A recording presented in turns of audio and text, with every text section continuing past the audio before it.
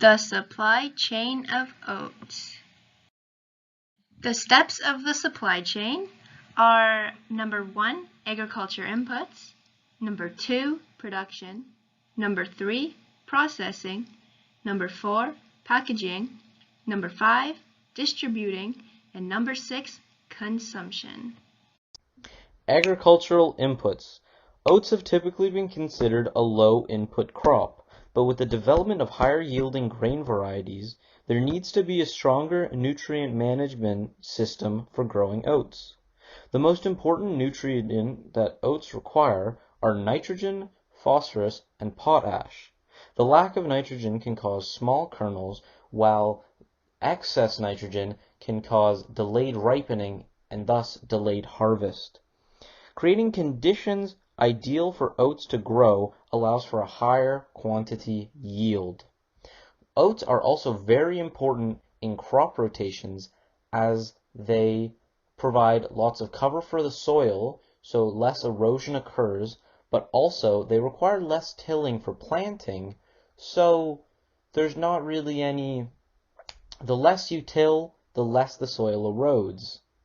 Lots of value is added in the agricultural inputs section of the supply chain because this is when you really turn your money into quantity. The more you spend on this stage, the more you'll get in the end, because the more you spend on herbicides, crop rotations, and higher quality varieties of seeds, the more you will see in your end result, as you'll have higher quantity yields, you'll have healthier yields, you can have nice big kernels, and that's at the end of the day what you really want. You want a nice, healthy oat.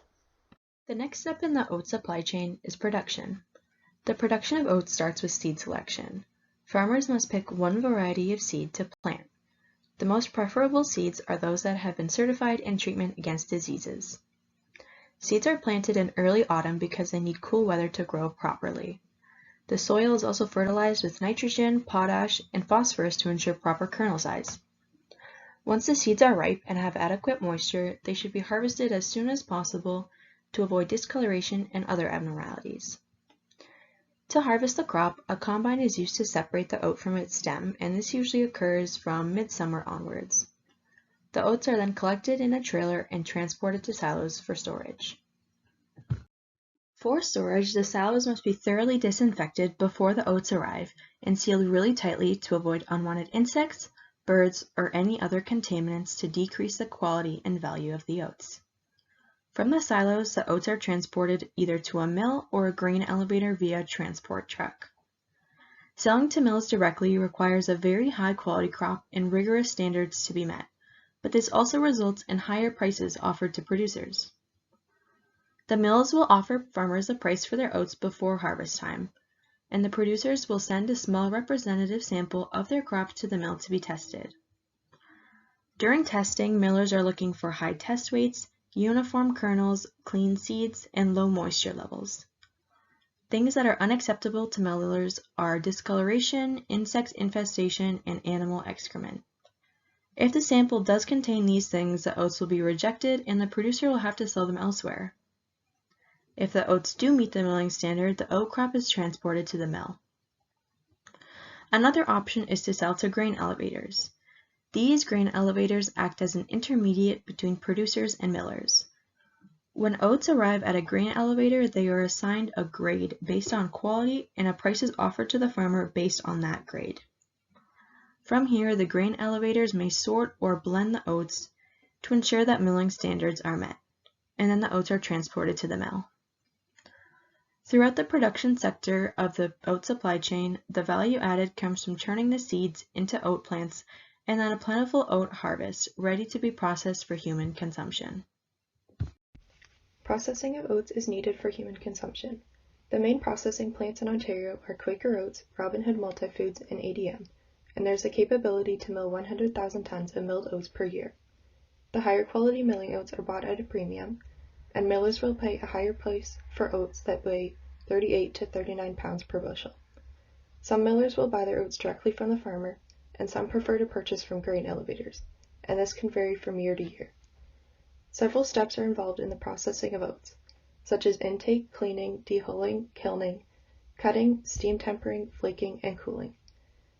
Milling oats removes the impurities, defective oats, foreign materials, and contaminants, such as fungus from the oats, which allows for more hygienic storage. Hulling removes the outer husk from the kernel, and the oats are then kilned for a hydrothermal treatment. Once the oats are prepared, 3 processes can be done to them to turn them into their final products: flaking, oat bran milling, and whole flour milling. But flaking is the one we'll focus on as it creates the rolled oats. Flaking involves large rollers that go in opposite directions to roll the oats, and the oats are toasted to make rolled oats or oat flakes. Once the oats are turned into rolled oats, they can be used to make added value products, such as oat milk, oatmeal, granola bars, oat flour, cookies, or pasta products. These products increase the value of the oat and adds a convenience to customers purchasing the products. The next stage in the supply chain is packaging. Typically, packaging occurs at the manufacturing plant. Packaging varies depending on the brand and what value added they want to offer consumers. For example, resealable containers add an easy way to store the product and keep it fresh. Single-serve cups may be microwavable, and this adds convenience.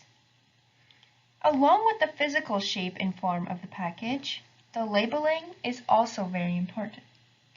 The brand labeled on the product adds value as many consumers prefer one brand over another and therefore are willing to pay more for a brand that they value. They also may buy a product due to its health benefits and ingredients that are listed on it. The next stage is distribution. After the oats are packaged, they are ready to be delivered to wholesalers and retailers via transport trucks, trains, or even boats. This offers the value to consumers of being able to pick up the product from a convenient location. Consumers can also order online and opt for home delivery. So instead of going into the store or using curbside pickup, the oats can be directly delivered to their house via couriers or a company vehicle. This adds value as it saves consumers time and gas money.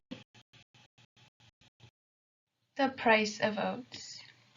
Over the past 50 years, the average oat price has increased from under $1 per bushel in 1974 to almost $4 per bushel in 2001.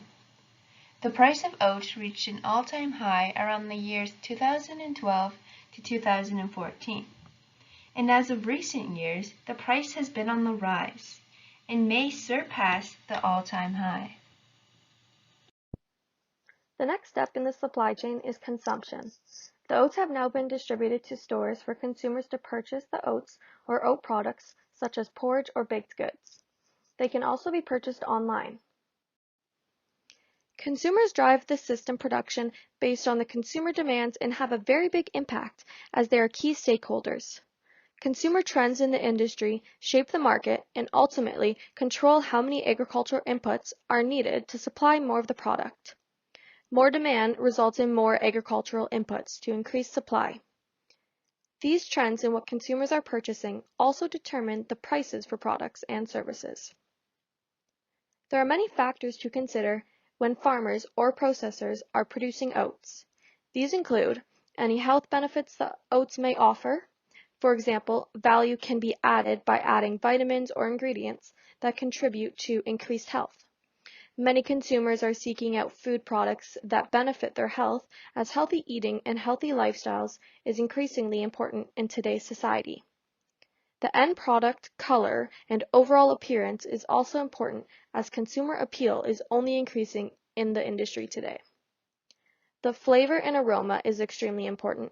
The texture, cost, convenience, and food safety are all important factors to consider as well. Convenience adds value as consumers are leaning more towards foods that they can grab and go, which oats offer. The Canadian domestic consumption of oats per capita by year is illustrated in the graph presented. As portrayed, there is a slow but steady decrease from 8 bushels per capita in 1981 to 4 bushels per capita most recently in 2020.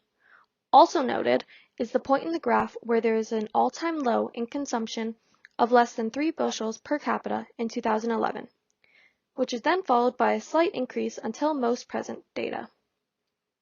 The rising increase could be due to the increasing demand for convenient and healthy products.